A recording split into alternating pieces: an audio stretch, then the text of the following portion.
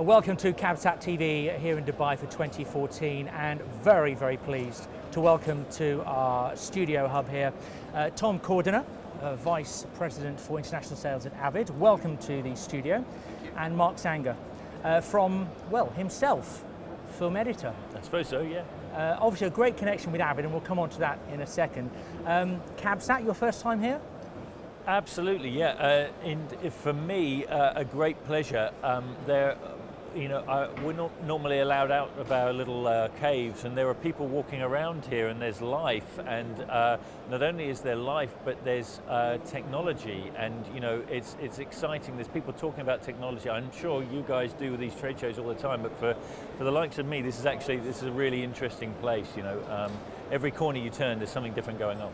And clearly Cabsat important for the region. I know that obviously you've come here to see this for the first time, but clearly important for the region. Well, no, what's really great is that the guys at AVID invited me to come over here, and for me, I'm interested in filmmaking around the world, and I'm interested certainly in the way technology is evolving around the world.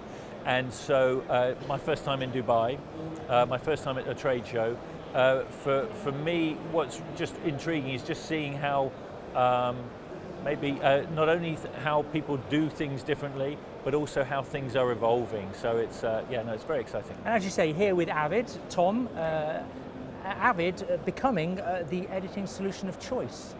Well, it's very nice of you to say so, and it's great that we're able to be able to showcase our technology and how obviously it can help the creative industry produce all these wonderful movies that Mark's been collaborating on and editing.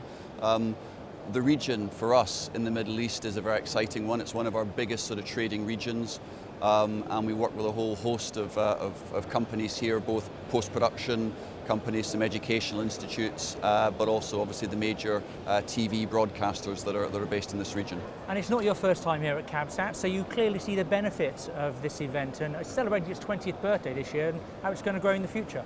Yes, I think it's a great event. We attend 3 or 4 of the major trade shows each year. This is certainly one that's always on the calendar right at the start of the year. I've been coming here for 3 years. It seems to have a bit of even a sort of busier vibe this year, which is nice to see. I think there's a lot more money being invested in media production in this region, and long may that continue. And as the technology obviously progresses and improves, we move towards 4K and 8K. What challenges does that bring to the use of AVID making films and producing and editing? Yep. So 4K and 8K, and indeed other high-res or high-definition workflows or Super HD workflows are very much part of our technology platform. We can currently provide solutions for 4K and other high-res workflows. It's really simply a case of being able to manage the technology infrastructure across the whole production process. So it's not just about being able to edit in 4K, it's about being able to then manage those assets that are much bigger and obviously more complex and different formats and codecs. It's about being able to store them, it's about being able to then reuse them or syndicate them for other applications or other platforms. So it's a very exciting move for the industry, and we're very much part of that. And your product, AVID Media Composer, of course, is key to that as well. It is. So AVID Media Composer is the main editing, non-linear editing platform that film companies and TV broadcasters use. Pro Tools on the audio side of our business is for our audio workflows. And the great thing about them is that they're actually based on a common media engine or a platform. So effectively, 64-bit, you can work and edit in both audio and video formats across one platform. And we see that very much as being the future of how media production is going to work. Essentially a common platform with lots of applications that sit within it that people can then use depending on what workflow or what creative programming they're trying to produce. And actually AVID was nominated, or AVID's technology I should say, was used in every Oscar-nominated film for best film editing and sound mixing, etc. So we're delighted to be part and have such a creative heritage, so it's great for us. Tom, thank you very much. And well, all those Oscars, but you've got one, Mark. I have one, yes. It's not with me, but I have one at home. Yeah, I mean, for me certainly, the award season in general was not only just about Gravity, but it was also about the other films as well. And hanging around for me as a film geek, you know, I was hanging around with the guy, you know, Chris Rouse, who's the loveliest guy and the most amazing editor who cut Captain Phillips. The guys who did Dallas Buyers Club, Martin Penza, you know, and all the guys on the American Hustle team. These are all people that you know, I respected before. Now they're, you know, hopefully I'd like to call them friends of mine. All of these guys using the industry standard Media Composer, and so you know, certainly for my whole career to sort of be using a Media Composer for the last X amount of years, and then, you know, to be part of an Academy Award-winning movie, also still using the same tools. It's you know, it's kind of. As you say, you know, you obviously got the Oscar for Best Editing for film. You had a lot of nominations. You had the BAFTA in 2013. I think you were nominated. Oh no, you got 9 Best Awards for editing in 2013. Some people would say overnight success, but of course it's a long process to get there. Well, not only that, but also, you know, I was co-editing with Alfonso Cuarón, who has been doing this for a long time, and so obviously. You know, that collaboration with him was certainly part of that whole that whole process. But certainly for me, you know, I've been working in the industries for 23, 24 years, and been lucky to work with some amazing people, and, you know, some of my heroes as I go along, including obviously ultimately with Alfonso, and then Gravity being a 3-year-long genesis.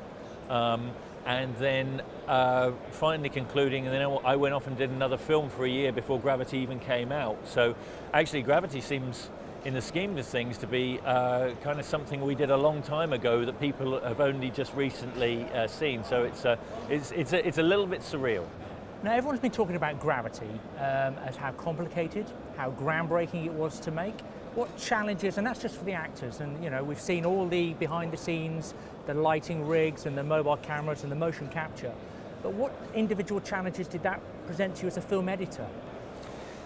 Certainly the initial problems was a common problem for the crew, which is how on earth do we actually achieve Alfonso Cuarón's vision. That then became how on earth do we ensure that this movie is driven by performance and story rather than, we never at any stage wanted it to be driven by technology, and that's part of what makes you know, the AVID guys so good, is they believe firmly that the technology is there to allow the creative individuals to do their creative work. And so for us, you know, once we'd established roughly how we were going to come together as an entire crew and answer some of those initial questions, then it was literally about how best to use all of the various the palette of tools that Media Composer can supply for me as a film editor, to take that amazing vision that Alfonso had in his head and apply it to the big screen. And on any given day, Alfonso will have something amazing new that will suddenly come as a sort of this wonderful moment of inspirations that you witness him having. And literally for me, at those moments, it's really, there's a challenge every single day, is how do I use the tools that I have in front of me to translate that imagery or that storytelling arc onto the big screen. And you say you're very interested as a movie geek about all forms of movie making, and obviously Cabsat here in the Middle East, for North Africa and South Asia, and these are key growth areas for movie making and content production. I think certainly the way that there's a seismic shift that's going on, certainly in terms of the way films are financed, and I think there is certainly, you know, it's starting now, and I hope it continues. There's a crossover certainly between East and West in terms of, you know, I think they were much more compartmentalized in terms of the industries. I think that's changing. I think, you know, the way that the finance structures of movies is changing, and I think there's there's more of an integration that's going to be happening in the future. So, you know, we were with a bunch of students yesterday who were saying, you know, what's going to be happening in Dubai, and you know, certainly in the future. I think, you know, you had Mission Impossible shooting here in Dubai just a couple of years ago.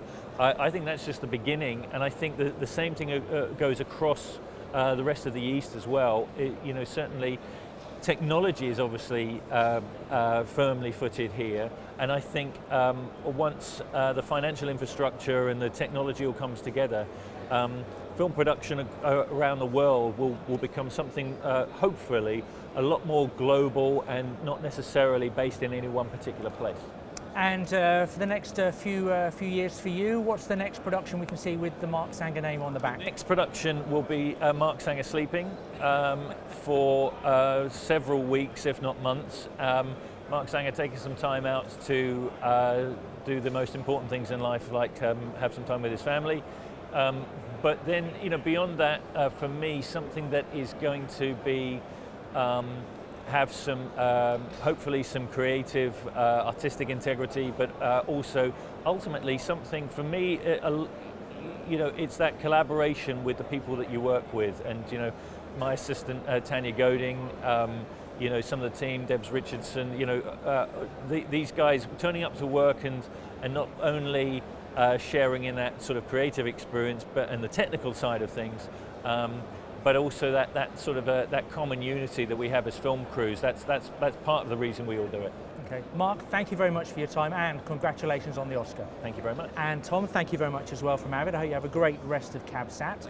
Mark, just before you go, this is my copy, my Blu-ray of Gravity, and I just wondered, would you be so kind to sign? I would be absolutely honoured, and I have not held a Blu-ray of Gravity. This is my first time holding a Blu-ray of Gravity, so I'm very pleased. Where do you want it signed? Just on the inside, please. And I understand you are in the extras. I don't know if I'm in the extras. All I can tell you is you can see how bad I am in interviews. If I'm that bad in the interviews, I won't be in any of them. So go on and have a look. Okay. Mark Sanger and Tom, thanks very much indeed.